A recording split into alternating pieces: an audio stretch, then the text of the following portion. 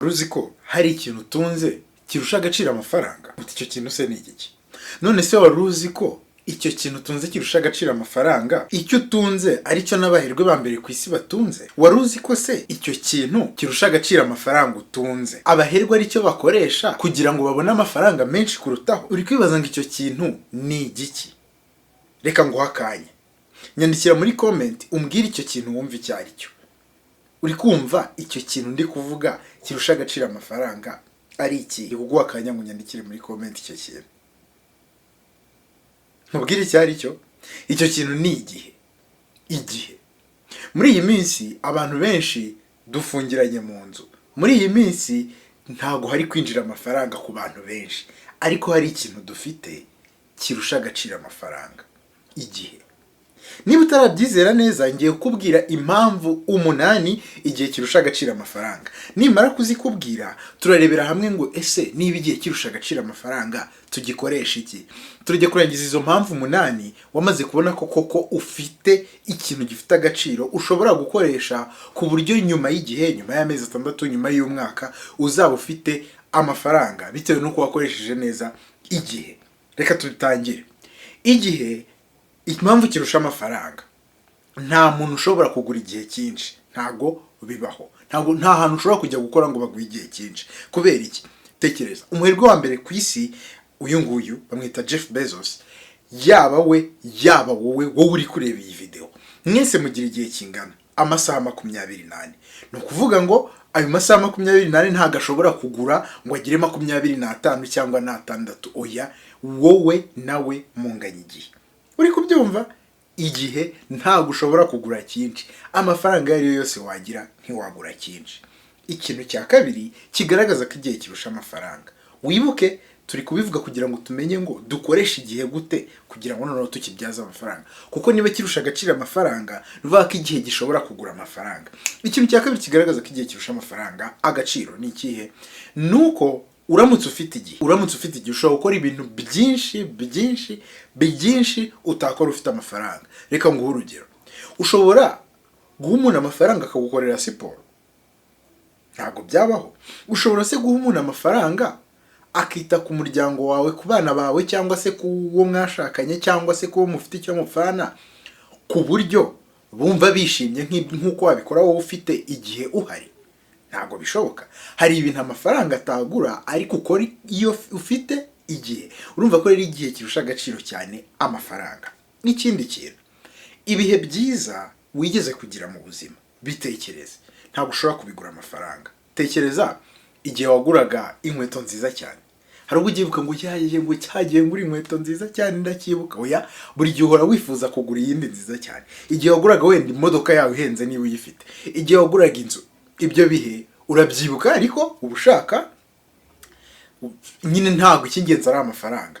Ubushaka nyine ko uhubwo ugira menshi kurutaho. Ariko ibuka, iyo uri kwibuka ngo ngo kera tukiri abana, ni ukuvuga ngo ufite amafaranga wagongera ukagura imodoka, ariko ntabwo ufite amafaranga wasubira inyuma ngo uvuge ngo ngiye gusubira ngo muri cya gihe kera tukiri abana ngo ngiye ngo kwenjoyinga bya bintu twakoraga. Oya, ntabwo bishoboka.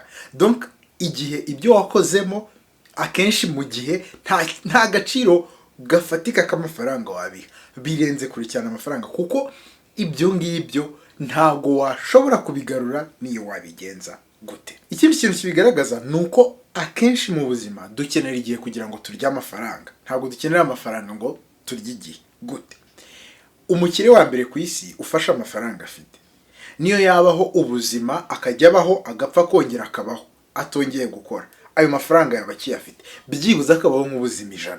Muri kubyumva? Akajya abaho akagize imyaka 80 akongera. Ariko ntibyashoboka nyine. Ntago byashoboka ko arya ayo mafaranga yose ngo arinda apfa ayamaze. Niyo yabaho ayo mafaranga bishoboka ko yamugurira igihe, yabaho n'ubuzima 100, ariko ntibyashoboka nyine. Abaho ubuzima bumwe akayasiga akagenda.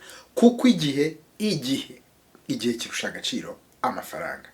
Ikindi kintu uzarebe, iyo umuntu agiye gupfa, bakubwiye ngo ugiye gupfa uyu munsi, wabasaba ngo mbere yo gupfa rero mpa amafaranga njye kugura ibintu n'ibi. Oya, nta kintu byakumarira. Ahubwo wasaba ngo mwababariye urupfu ruramutse rugusuye wavuga uti wambabariye koko byibuze ukanyongeza imyaka 5, urumva waba uri gusaba igihe, ntabwo waba uri gusaba amafaranga, sibyo? Iyo umuntu agiye gupfa ntabwo yakifuza amafaranga, yakifuza igihe. Nanone kandi igihe gitanga ibyishimo, ibuka icyo ni ikintu cya 6, gitanga ibyishimo amafaranga adashobora gutanga niyo wagira gute. Uti gute? Reka ngo urugero, baramutse bakubwiye ngo ukore icyumweru cyose bazaguha amafaranga wifuza, icyo cyumweru kirenze ugeze ku kwezi bazaguha amafaranga wifuza, ariko ntugasinzire, ikindi ntukagire ikiruhuko. Wabishobora? Kuryama ukabyuka nta giciro bifite, kuba umuntu ajya mu kiruhuko nta giciro bifite, nta n'igiciro bishobora kugira, birusha agaciro cyane amafaranga. Ikintu cya 7 kigaragaza ko igihe kirusha agaciro amafaranga nuko igihe, nkuko nakomeje mbivuga, ntabwo ushobora kugiha igiciro. Ibuka ibintu byose navuze, nta giciro ushobora kubiha. Uri kubyumva? Igihe ni icy'ingenzi, kandi ibuka uragifite, n'umukire wa mbere aragifite ku isi, sibyo? None urakimaze iki? Reka tujye ku kintu cya 8. Ikintu cya 8 kigaragaza ko igihe kirusha agaciro amafaranga ni ikintu gisanzwe usanzwe uzi. Dukunda kuvuga ngo igihe gitanga igisubizo. Hari ibintu umuntu aba atazi mu gihe runaka, ukaba utazi ngo ikintu gikorwa gutya, cyangwa se ufite agahinda ku mutima bakavuga ati igihe kizaguha igisubizo, ako gahinda kazagenda. Hari amafaranga bashobora kuguha, agahinda kose wari ufite kakagenda, wenda katewe no gupfusha, agahinda k'ibintu udasobanukiwe ushaka kumenya. Hoya, hari ibintu amafaranga atagura, harimo no kuba igihe gitanga igisubizo. None ibyo bintu byose mubwiye ko ari 8, ndemeza ntashidikanya ko bikwemeje ko igihe kiruta amafaranga. Muri iki gihe rero turimo nyine nibyo ndi kuvuga, abantu benshi bafite igihe, nako twese dufite igihe niba turiho, ariko amafaranga afite ikibazo. Ubukungu bw'isi buri mu ihungabana, abantu bicaye mu nzu benshi ntibari gukora. None niba igihe kiruta agaciro amafaranga, aka kanya ukaba ugifite, urakimaze iki? Bitekerezeho. Ikintu cya mbere nagushishikariza gukoresha igihe cyawe ni ugukanda like kuri iyi video. Yego, kanda like kuri iyi video kuko maze igihe kinini kubwira ibi bintu. Yego, ikintu cya mbere nakubwira wakoresha igihe cyawe ni ugufata igihe nk'igishoro. Fata igihe nk'igishoro, igihe ugikoreshe nk'igishoro muri aka kanya. Uti gute rero? Ni gute wakoresha igihe nk'igishoro? Ibuka igihe wari uri mu kazi, ufite akazi kenshi, ukavuga ngo mbonye umwanya nakora ibi n'ibi. Ibyo bishobora kuba birimo kuvuga ngo mbonye umwanya mana wanjye, ngo nagenda nkiga guteka ikintu iki, mbonye umwanya nasoma igitabo iki n'iki, mbonye aka kanya rero wowe ufite. Aho kugira ngo umare uwo mwanya uryamye mu buriri uhangayitse ngo mu kwa 6, mu kwa 10 bizagenda gute, umwaka utabizagenda gute, oya, fata uwo mwanya ukora icya kintu wavuze kugomba gukora, cya kintu wifuza gukora. Gusa wenda niba warifuzaga gutraveling ugatembera, icyo nticyashoboka, shaka ikindi kintu ukora muri uyu mwanya. Muri iyi video meruka gukora navuzemo ko ushobora kugira ibintu ukorera mu rugo. Iga ibyo ngibyo. Yego, reba iyi video umenye ibintu navuzemo, ibintu wakwiga ugakorera amafaranga uri mu rugo. Byige, iga wa mwuga wamaze igihe kinini ushaka ko uziga. Niba ufite internet akanya ukaba uri kureba iyi video uri kuri YouTube cyangwa uri kuyibonera kuri Facebook cyangwa ahandi hantu ahari hose, menya ko sibyo ufite igihe, ukaba ufite n'ikindi gishoro cyo kuba ufite internet n'iyo device n'icyo gikoresho uri kureberamo. Shaka ikintu bibyaza. Niba ari ugusoma igitabo, niba ari ukwiga umwuga, shaka ikintu ukora. Aka kanya iyi video nakubwiye nkikora, hari umuntu wambwira ngo akeneye kugira ibintu akora mu cyumweru kimwe, mu byumweru 2 ngo akaba yabonye inyungu. Ibyo ntago bibaho. Igihe ugikoresheje neza gitanga inyungu, nubwo ishobora kuba iyo mu gihe kirekire, sibyo? Ibintu ushobora kwiga muri uku kwezi kumwe cyangwa amezi 2 cyangwa amezi 3, ntawe uzi iki gihe cyaguma mu rugo igihe kizamara. Ushobora kubikoresha igihe kinini mu buzima. Bishobora kuba ku mugani nta gaciro k'amafaranga afatika wabiha, sibyo? Ubumenyi nta gaciro k'amafaranga wabo. Nanone kandi ushobora kugikoresha ukora ibintu bizunguka nyuma y'igihe kinini. Reka nguhe urugero.